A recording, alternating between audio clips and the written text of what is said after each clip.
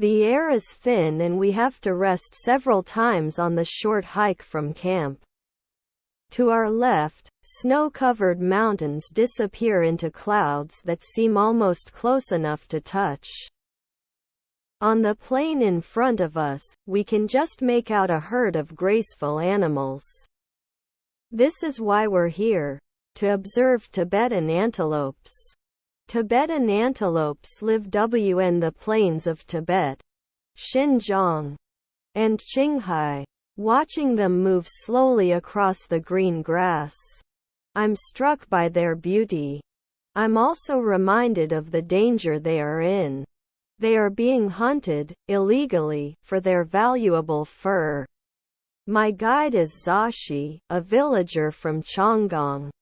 He works at the Changtang National Nature Reserve.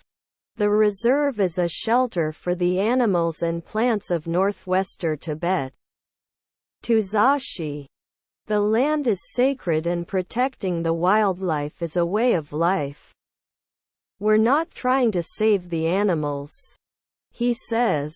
Actually, we're trying to save ourselves.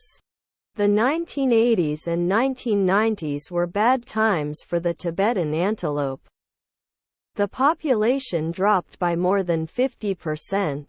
Hunters were shooting antelopes to make profits. Their habitats were becoming smaller as new roads and highways were built. In order to save this species from extinction, the Chinese government placed it under national protection. Zashi and other volunteers watched over the antelopes day and night to keep them safe from attacks.